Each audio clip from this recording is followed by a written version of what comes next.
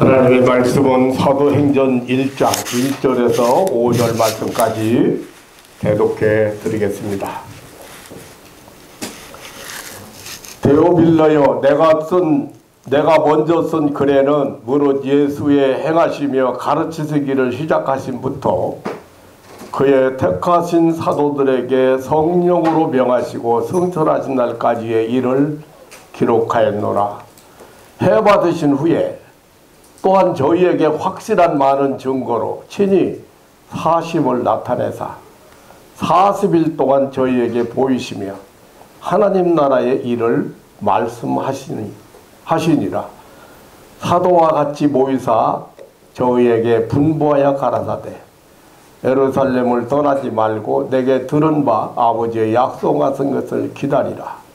요한은 물로 세례를 베풀었으나 너희는 몇 날이 못되어 성령으로 세례를 받으리라 하셨느니라.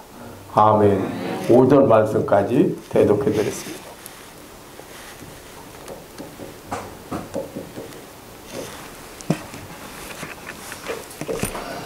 해받으신 후에 또한 저희에게 확실한 많은 증거로 친히 사심을 나타내사 40일 동안 저희에게 보이시며 하나님 나라의 일을 말씀하시니라.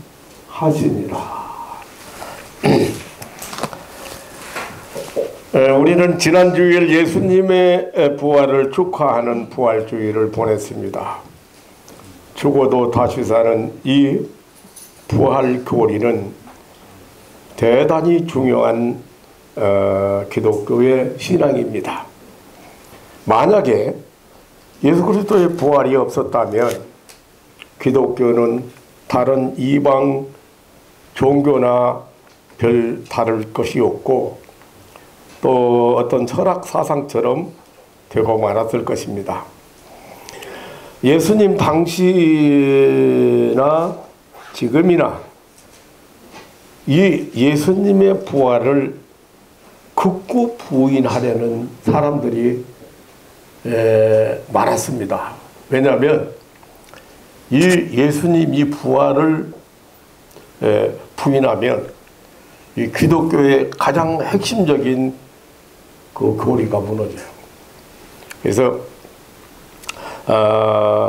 뭐 환상설이라든지 또 시체 유기설이라든지 기절설이라든지 혹은 뭐 영적 부활설이라든지 이런 설을 내놔서 예수님의 부활을 부인하고 있는 그런 학설들이 많이 생겼습니다. 그러나 예수님의 부활은 확실한 역사적 사실이고 그리고 부인할 수 없는 많은 증거가 있습니다. 오늘 확실한 많은 증거로 친히 사심을 나타내사 40일 동안 저희에게 보이시며 하나님 나라의 일을 말씀하셨다. 예수님이 부활하신 후에 그냥 부활 후에 그냥 흔적이 없이 사라진 것이 아니고 40일 동안 활동하시면서 확실한 많은 증거로 내가 다시 살았다는 부활을 제자들에게 보이고 많은 사람에게 보였다는 말씀입니다. 먼저 예수님의 부활은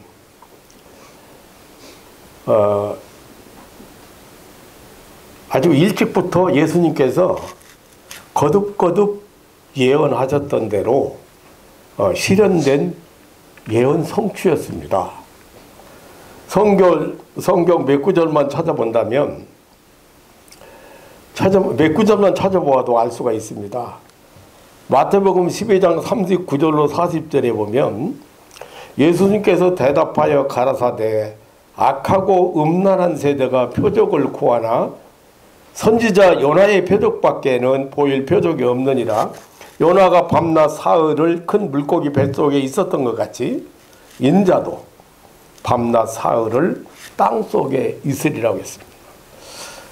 마태복음 16장 21절에는 예수 그리스도께서 자기가 예루살렘에 올라가 장로들과 대제사장들과 서기관들에게 많은 고난을 받고 죽임을 당하고 제3일에 살아나야 할 것을 제자들에게 비로소 말씀하셨다고 했습니다.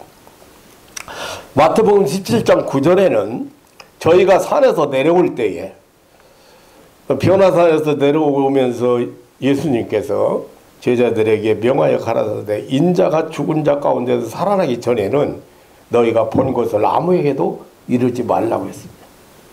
또 마태복음 17장 23절에도 죽임을 당하고 제3일에 살아나야 하리라고 말씀하셨습니다. 이 예수님의 부활 예언은 지금 제가 마태복음만 몇 절 이렇게 말씀드렸는데 마가복음이나 누가복음이나 요한복음에도 계속해서 예수님이 그 십자가에 고난받기 이전에 벌써 계속해서 말씀하셨던 예언하셨던 내용들이 성취된 것이죠. 예수님의 말씀은 언제나 변함이 없는 확실한 것이었습니다. 자신의 부활 예언도 말씀하신 대로 확실하게 성취되었습니다.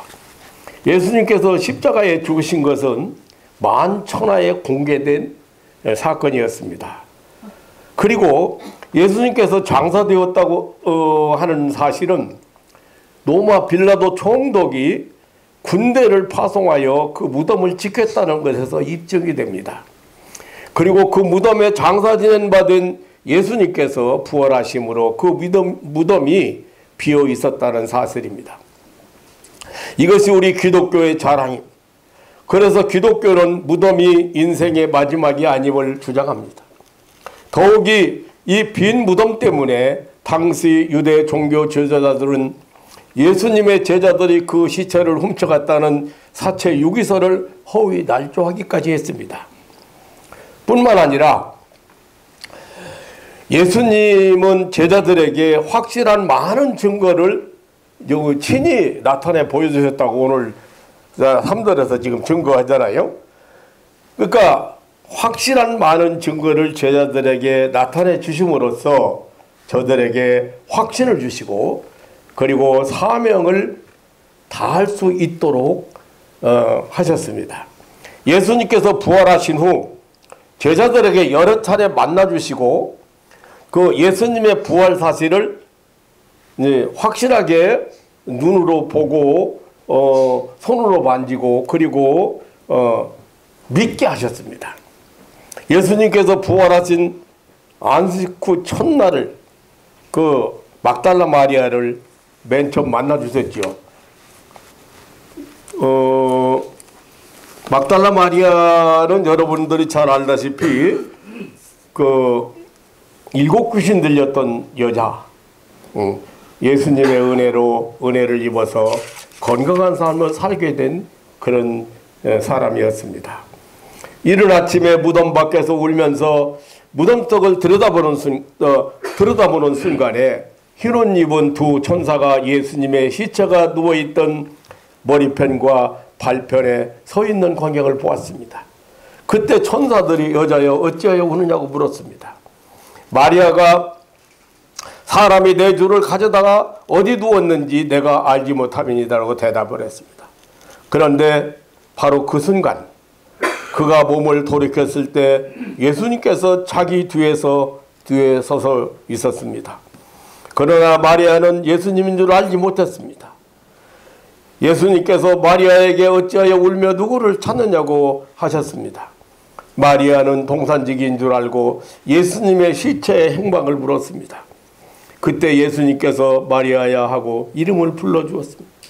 그리고 자신의 부활을 제자들에게 알리라는 부탁을 했습니다. 그것은 마가복음 16장 9절로 11절이나 요한복음 20장 11절로 18절의 내용입니다. 또 그날 이른 아침에 그 막달라 마리아를 제외한 다른 여인들에게 동산 부근에서 만나 주셨습니다. 그 여인들도 부활하신 예수님을 보고 그 발을 붙잡고 경배했습니다. 예수님은 그 여자들에게 갈릴리에서 제자들을 만나겠다고 하셨습니다. 가서 내 형제들에게 갈릴리로 가라 하라. 거기서 나를 보리라고 하셨습니다. 마태복음 28장 9절로 10절의 내용입니다. 그리고 누가복음 24장 13절로 32절에는 그날 정오를 지난 오후 엠마오로 향하던 두 제자들을 만나 주셨습니다. 예수님은 저들의 가는 길에 이야기하면서 동행하셨습니다. 그리고 성경을 풀어주면서 그리스도가 고난을 받고 사흘 만에 다시 살아나야 된다는 예언 성취를 강조하셨습니다. 그때 두 제자의 마음은 뜨거워졌습니다. 그리고 저들과 함께 식탁에 앉아 축사하신 후 곧 자취를 감추셨습니다.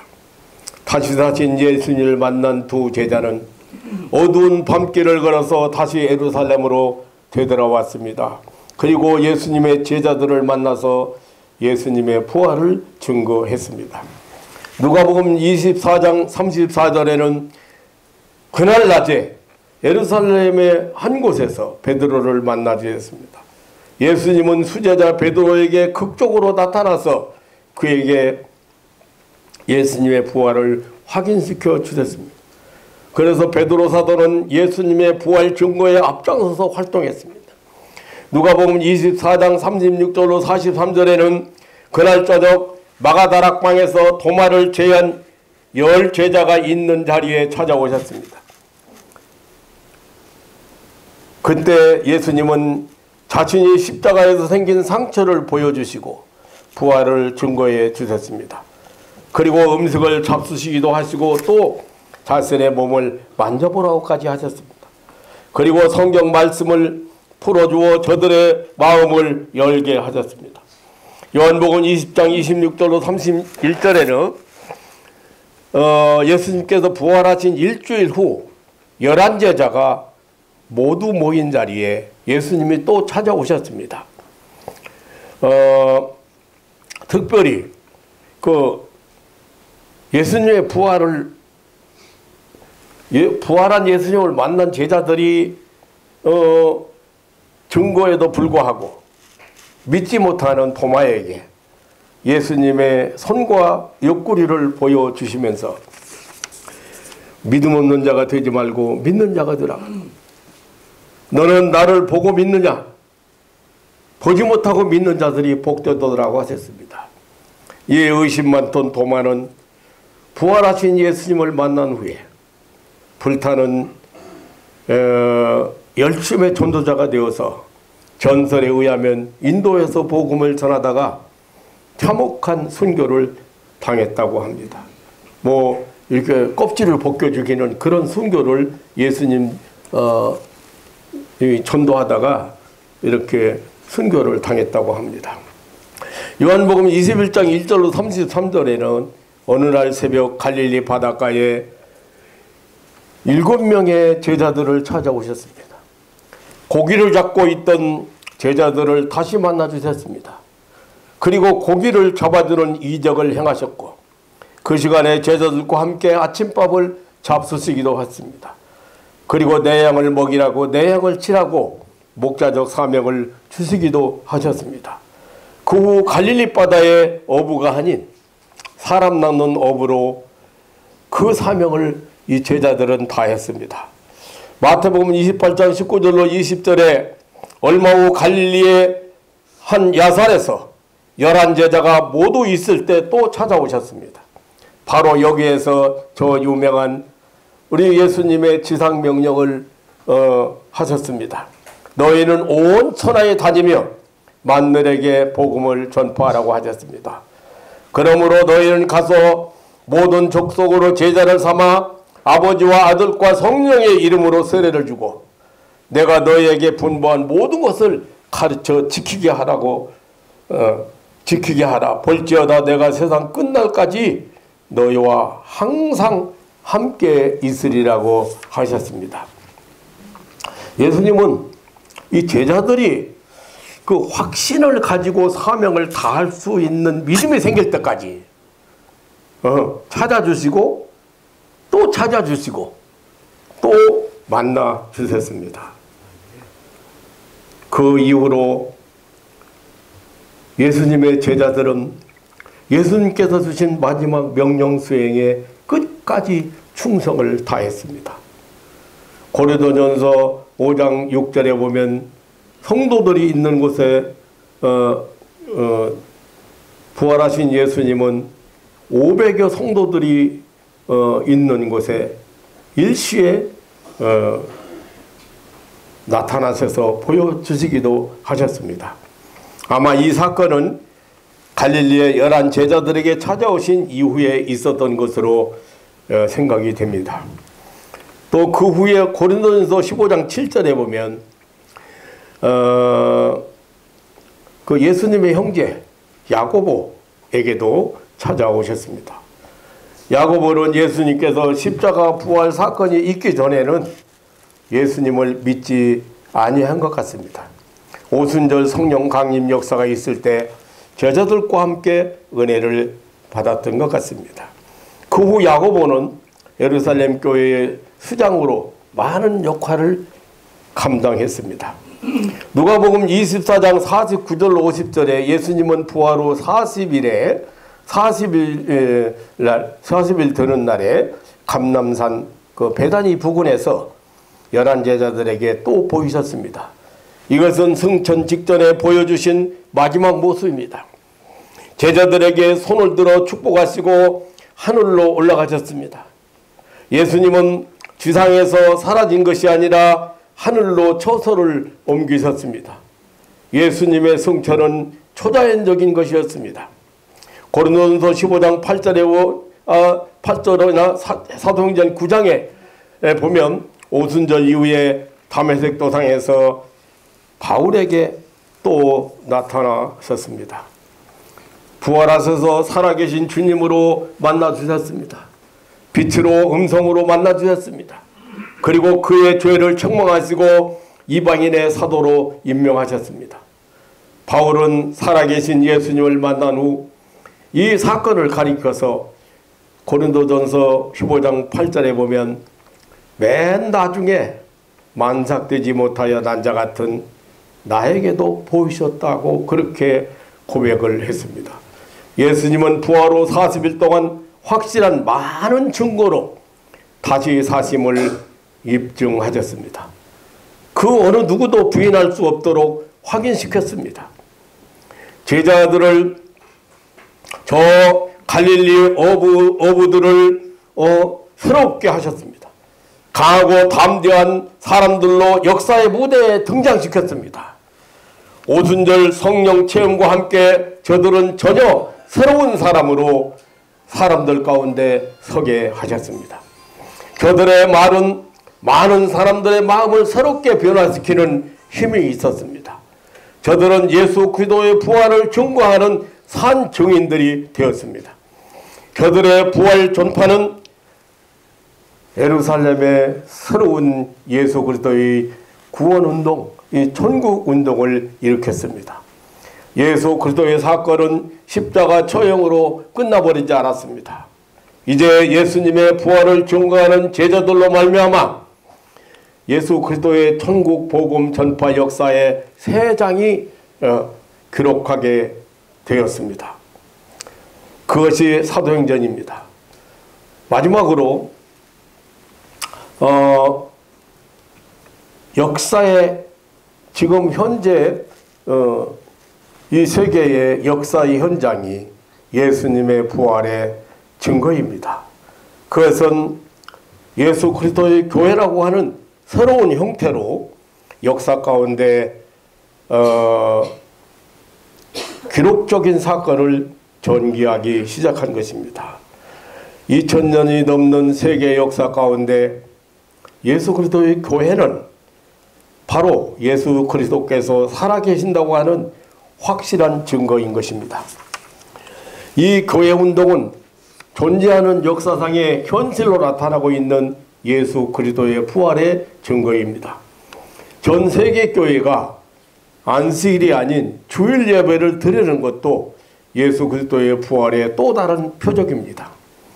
그리고 이웃을 예수님께로 인도하는 사랑의 전도, 세계 만민을 향하여 예수 그리스도의 복음을 전파하는 선교, 세상의 빛과 소음으로 사는 변화, 이 변화의 삶, 그리고 가정에서 부부윤리, 부자윤리, 형제윤리 등 다시 말하면 예수 그리스도의 사랑에 기초한 새로운 삶이 모두가 예수 그리스도의 부활을 입증하는 것들입니다.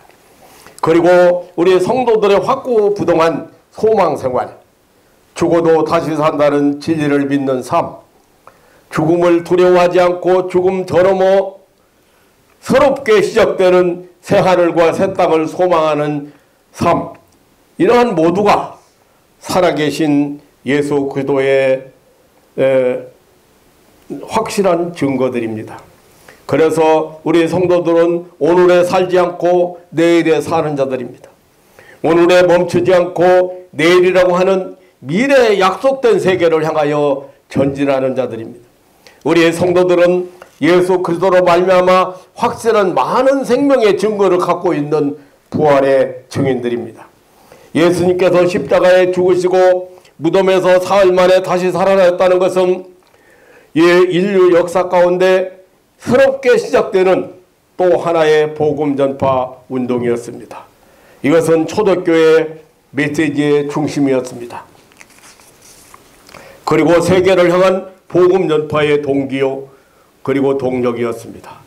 예수님의 제자들은 우리는 이 일의 증인이라고 예수 그리스도의 부활을 강력하게 증언했습니다. 사도행전 2장 32절에 이 예수를 하나님이 살리신지라 우리가 다 이 일의 증인이로다라고 외쳤습니다. 사도들의 설교 주제가 예수 그리스도의 부활이었습니다. 베드로 사도는 제9시 기도 시간에 성전에 올라가다가 40여 세나 되는 나면서 안지명이 된 자를 예수 그리스도 이름으로 일으킨 후에 그곳에 모여드는 군중을 향하여 외치기를 사도행전 3장 15절에 보면 생명의 주를 죽였도다. 그러나 하나님이 죽은 자 가운데 살리셨으니 우리가 다 이 일의 증인이라고 했습니다. 또한 자기를 감옥에 가두는 유대 공의의 의원들 앞에서 담대하게 예수 그리스도의 부활을 증거했습니다.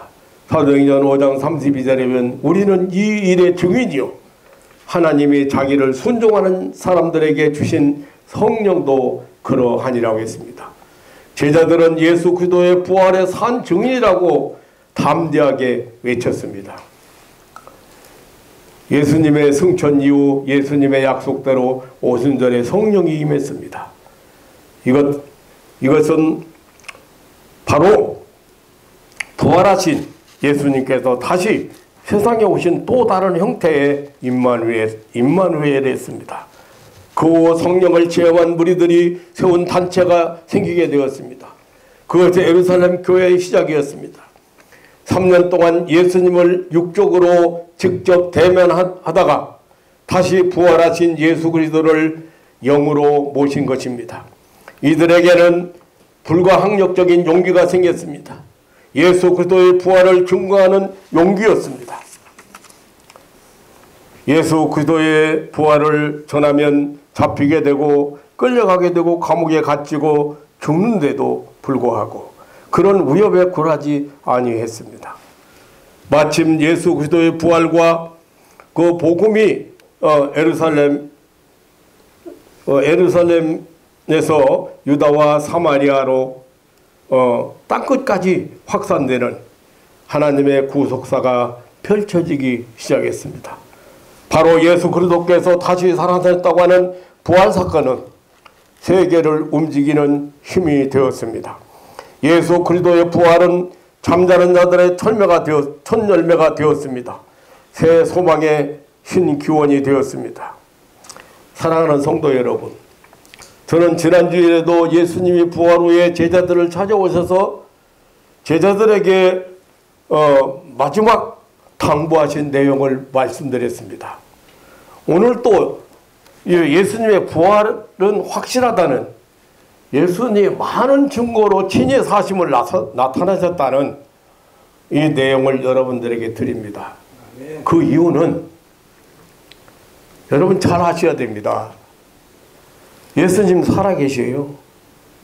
살아계시다는 말은 지금 이곳에도 임재하시고 지금 역사하신다는 얘기예요. 제가 여러분들이 어떤 병이 났든 어떤 병에 걸렸든 어떤 문제가 있든 여러분을 위해서 기도하는 것은 지금 이 순간 이 자리에 살아계신 예수님이 사랑하는 자들을 위해서 임재하시고 역사하신다는 걸 믿기 때문에 그런 거예요. 그래서 여러분도 그걸 믿고 기도해야 체험하는 거예요. 그게 신앙생활이에요. 이 정도 수준에 올라가지 않으면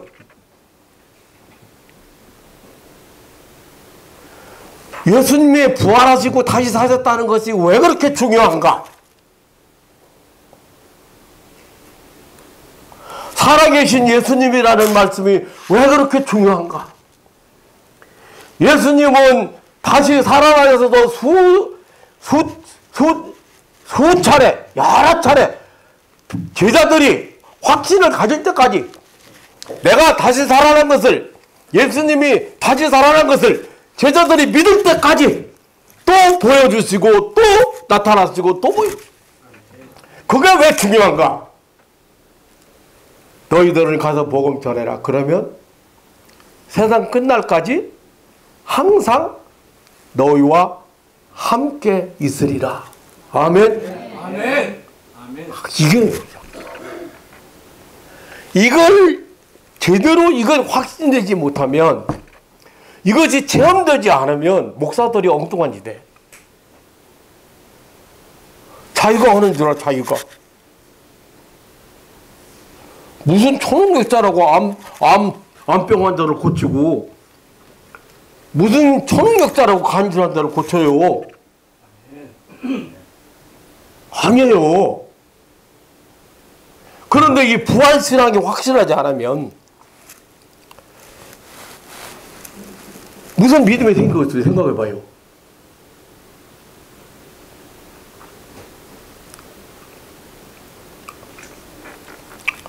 가장 예수님께서 지상명령, 마태복음 28장의 지상명령 하실 때 마지막에 볼지어다 내가 세상 끝날까지 항상 너희와 함께 있으라고 했어요.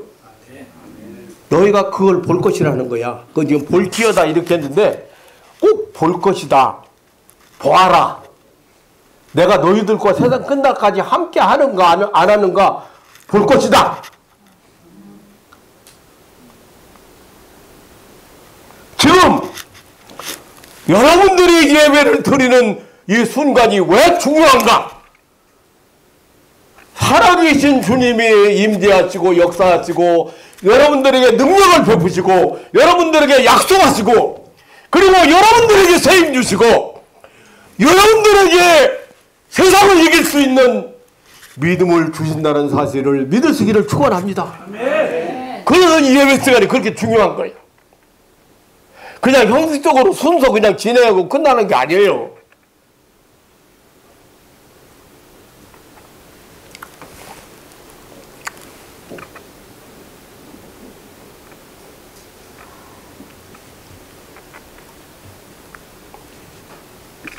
사랑하는 성도 여러분, 왜 거듭거듭 이렇게 부활에 대해서 예수님도 제자들에게 많은 사람들에게 계속해서 부활에 대해서 확신을 시켰고 여기 있는 목사도 또 지난주에 얘기하고 부활 얘기하고 또 오늘 얘기하고 이 얘기가 왜 그렇게 중요한가를 여러분 아십니까? 여러분 막연하게 하나님이 어디 계신가, 어떻게 나를 도와주는가, 어떻게 병을 치료하시는가, 어떻게 내 삶을 회복시키시는가, 그건 아니에요. 그건 믿음이 아니에요. 살아계신 주님께서 성령으로 오셔서 여러분 눈에 볼 수가 없지만 역사하시는 것을 믿으시기를 축원합니다. 이것을 전하다가 아까도 말했지만 도마는 가장 복음 전하기 어려운 인도에 가서 복음 전하다 이거 선교해. 여러분 코아디스 알지요? 주에 어디로 가시니까 베드로 노마로 가다가 노마에서 도망나오다가 노마의 그 핍박에 못 견뎌서 빨리 거기 있는 사람들이 베드로를 피난시키려고 다른 데로 가라고 하는데 도망 나오는데 예수님이 노마로 들어가시는 거예요. 주여 어디로 가시나이까? 코바디스. 나는 네가 피해서 도망가는 노마로 다시 가야 돼. 그 주님을 만난 베드로는 다시 노마로.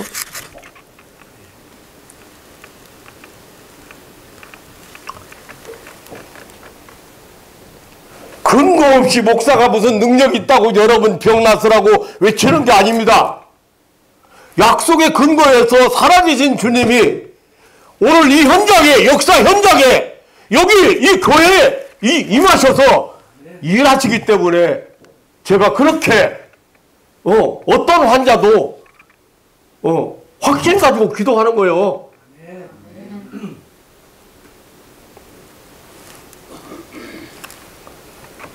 사랑하는 성도 여러분, 오늘 우리는 그리고 지당에 있는 예수 그리스도의 교회는 바로 이 예수 그리스도의 부활의 증인입니다. 성경이 말하는 예수님의 사건은 결코 전설이나 신화나 우화가 아닙니다. 가공적인 이야기가 아닙니다. 예수님 동정녀 탄생, 십자가의 죽음, 3일 만에 부활, 하늘로 성찰하진 이 사건이 절대로 전설이 아닙니다. 신화가 아닙니다. 역사적 사실이라. 살아계신 하나님께서 인류를 죄에서 구원하신 신비로운 구속사라는 사실입니다. 예수님께서 우리 죄를 위하여 죽으시고 우리를 의롭다 하시기 위하여 다시 살아나셨다는 이 진리에 어떠한 이론이나 공론이나 타협이 있을 수가 없습니다. 그것은 무엇과도 비교할 수 없는 초자연적인 역사적 사실이고 부활에 대한 교회의 신앙 분명히 가져야 됩니다. 우리의 신앙, 이 부활에 대한 신앙 확고부동해야 됩니다. 바울 사도가 그런데 부활이 없다면, 죽은 자의 부활이 없다면 세상에서 가장 불쌍한 자다 우리가. 예수님의 부활도 없었을 것이고, 그러니까 예수님의 부활은 현세에서 다시 사신 예수님이 지금 살아계셔서 역사하시고 은혜를 베푸시고 능력 베푸시고 우리와 함께 하신 것도 중요하고, 또 한 가지, 나 자신이 다시 부활한다는. 아멘? 아멘. 여기 세상 살다가 끝나는 거 아니에요, 여러분. 아멘.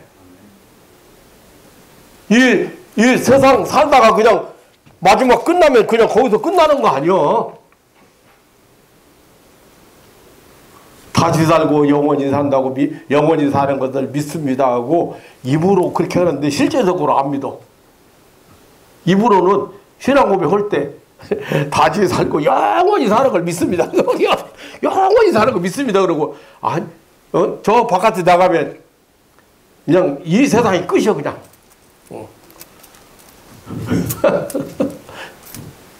지금 사는 게 여러분 왜 중요하냐?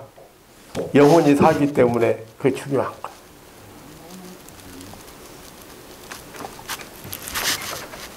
여기 한번 읽어.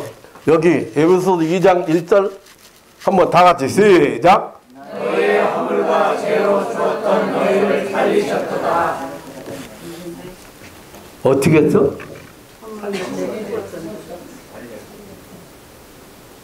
그럼 살렸다가 다시 죽여? 구원에 대한 확신도 못 가지고 교회 생활 10년, 20년, 30년.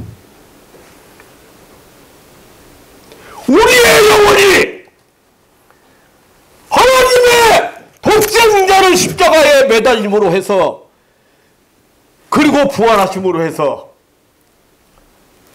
살린 것을 믿으시기를 축원합니다. 아멘. 여러분은 산 생명들이에요. 아멘. 그렇기 때문에 너무 소중한 거야.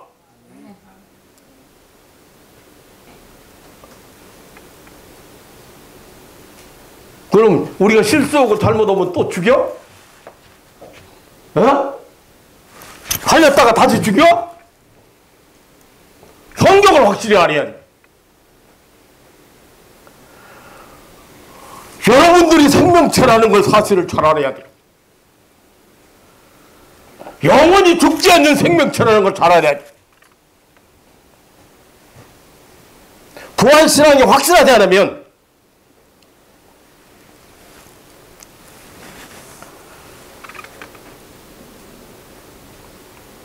예수님께서 우리 죄를 위해 죽었어요. 죄값 치러서 죽어야 돼.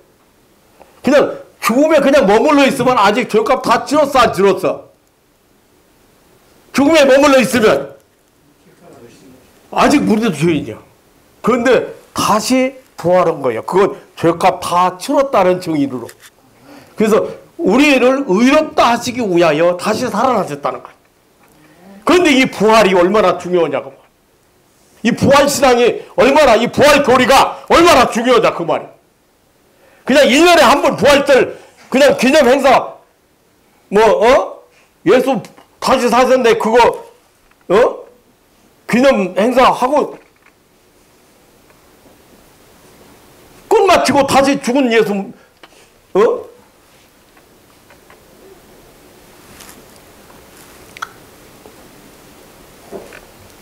이런 기독교의 진리에 대해서 어떠한 이론이나 공론이나 타협이 있을 수가 없습니다.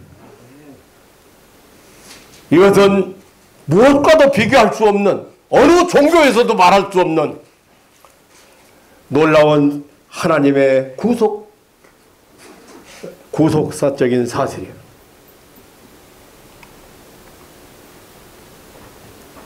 이 땅에 예수 그리스도의 교회는 부활하신 부활의 열매입니다. 예수님께서 죽음을 이기신 결과 새롭게 태어난 단체입니다.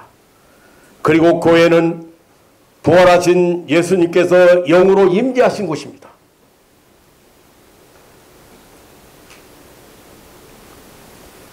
예수님께서 교회를 세우시고 영적으로 임재하시고 역사하신다고 말해요. 예수님은 그가 세우신 교회를 통하여 우리 가운데 임재하십니다.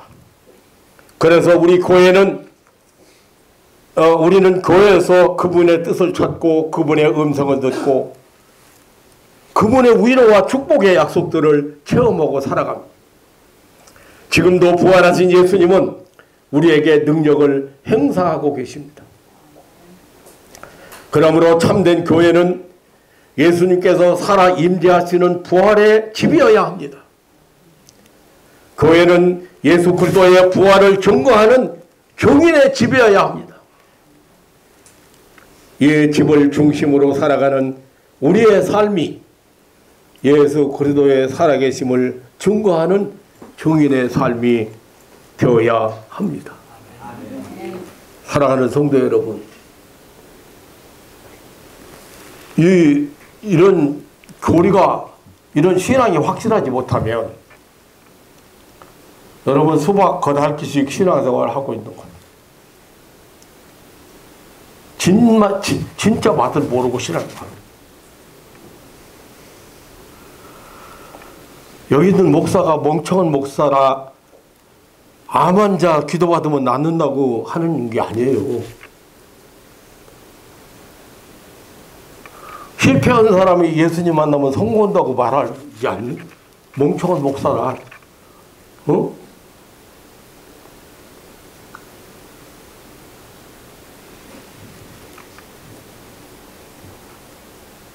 지금도 임재하신 주님의 사랑의 음성을 듣고 주님이 베푸시는 능력을 덧입고 새로운 힘을 얻고 세상에 나가서 승리하는 승리자들 되시기를 주님의 이름으로 축원합니다.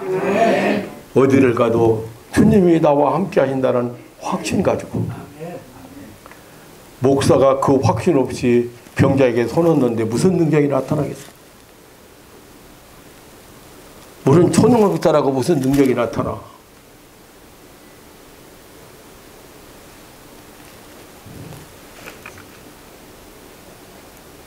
오늘 또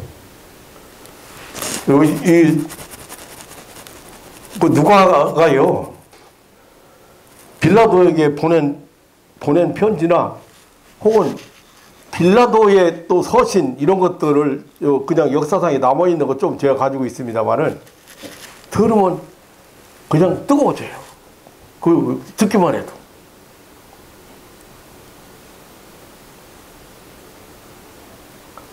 그런데 해 받으신 후에, 십자가 고난 받으신 후에 또한 저희에게 확실한 많은 증거로 진의 사심을 나타내십니다.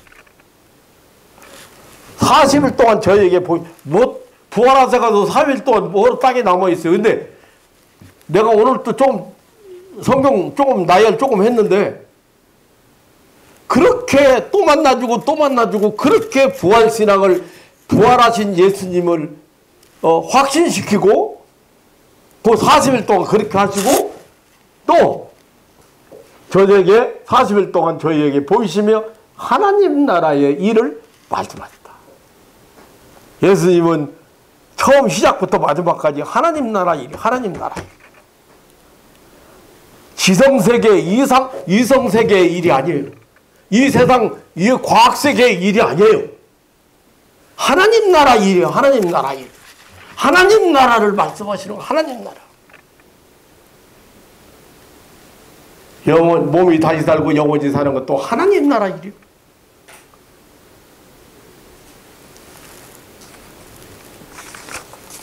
그걸 이성으로 이해시키려고 천만의 말씀 안 돼요. 여러분들에게 하나님이 믿음을 주셨기 때문에 말씀 앞에 아멘 할 수 있고 확신 생기고. 사랑하는 성도 여러분, 살아계신 부활의 주님이 오늘 또 여러분과 함께 이곳에 임재하시고 언제나 여러분과 함께 하심을 믿고. 그런데 한번 생각해 보세요. 그 예수님이 어디까지 따라갈 것 같아요? 춤추는 데 따라가요? 술 먹는 데 따라가요? 죄 짓는 데 따라가요?